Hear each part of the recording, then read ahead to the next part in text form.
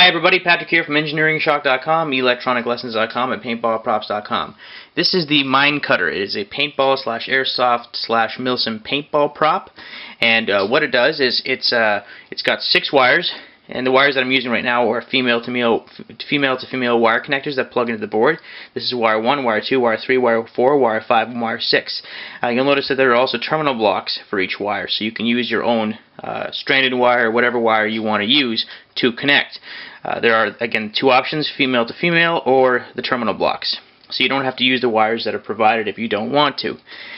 In any case, there are 2 modes of operation. I'll get to those in just a second. Lastly, this is version 1 of version 2, of 2 versions rather. The second version will have a programmable countdown timer, and I'll be programming that today.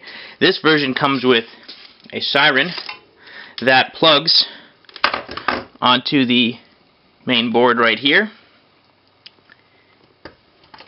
And it's a very, very loud siren. It requires, this unit requires a power supply of 9 to 12 volts. 9 volts is nominal, 500 milliamps minimum, preferably 9 volts at 1 amp. In any case, let's get down to a demonstration. Before we begin, I want to mention that there are 2 versions of this board, the version 1, which we're looking at, and version 2. Version 2 will come with an external countdown timer. It's more versatile, more expensive, and more versatile. So, in any case, this is version 1. There's 2 modes of operation, no timer mode and timer mode. In timer mode, there is a default 10-minute countdown timer, which means you have 10 minutes to pluck the right wire, or else the alarm goes off. And in no timer mode, which you're going to show off first, you have no time limit. You just have to pluck the right wire, and any other wire will activate the siren.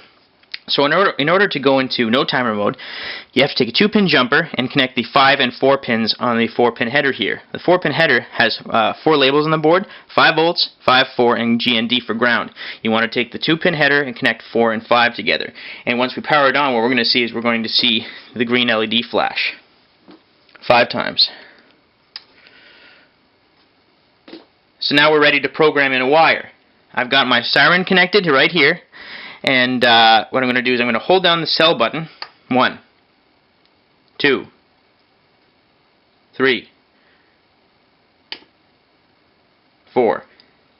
So I've selected pin or wire 4, and the buzzer tells me, okay, you've selected a wire. We're now scanning and waiting for a wire to be broken.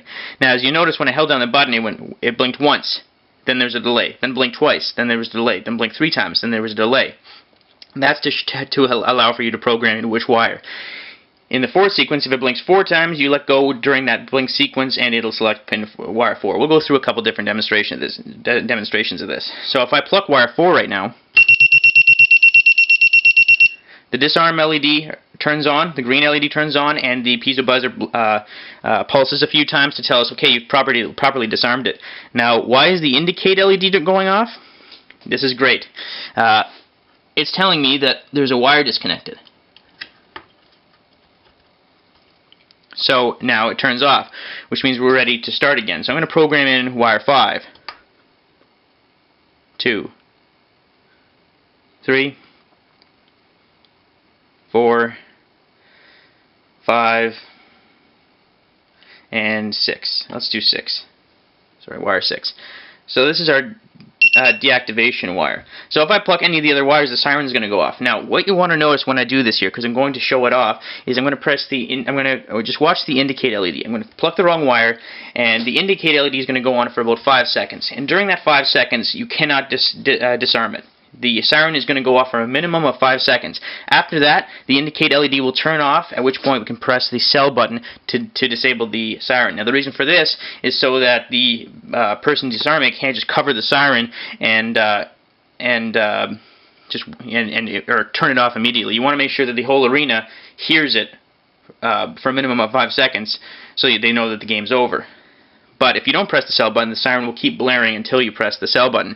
So let me watch this. Watch the indicate LED, the red LED. I'm going to pluck wire 4.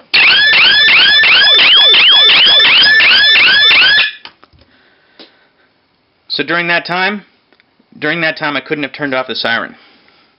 So because a wire is disconnected, the indicate LED is turning on and off. Plug it back in, and we're ready to program again. So let's look at timer mode. In timer mode, what you have to do is turn off your power supply and connect pin 4 to G and D, to ground. So let's plug it back in again. And so now it's ready to program. I'm going to program in pin 1, wire 1. Watch the LED. It's just going to blink on and off, telling you that you're in timer mode. After 10 minutes and 5 seconds, I added a couple extra seconds in there just because. And so after 10 minutes and 5 seconds, what's going to happen is if I haven't plucked a wire, then the siren's going to go off again for a minimum of 5 seconds, at which point you can press the sell button to turn it off. Now before I'm actually going to set a timer here so you can see how accurate it is. And in the meantime, I just want to tell you one little thing here. One neat little feature is this is the power terminal block labeled V+ and ground. G and D is ground, so your the negative of your supply. V+ is your positive 9 volts to 12 volt supply. And underneath the terminal block, there's an external block labeled G and D, and above another little solder block called V-in. So you can solder your power supply to it as opposed to using the terminal block. You have that option. It might be difficult for you to see, but again, there's a solderable power supply pin here, ground, and a solderable power supply pin here labeled V+. So you can solder it in yourself if you want. It's just an extra power supply option. So I'm going to restart this with my phone countdown timer, and we'll just check the accuracy. Okay, so I'm going to power it up. We'll select wire 1 just for the sake of selecting wire 1.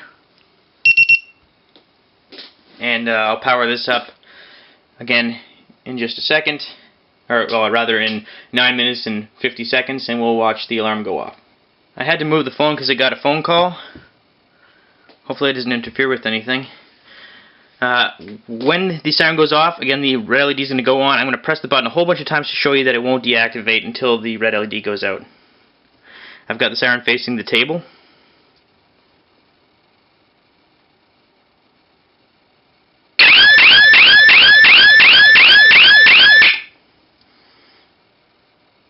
So there you have it. That's the demonstration. I'm going to have version 2 out very soon. This will be available at engineeringshock.com, electroniclessons.com, which is our eBay store, and paintballprops.com. When I have this up for sale, I'll also link it below. So if you have an interest, please feel free to click on the link below. Thanks for watching, everyone.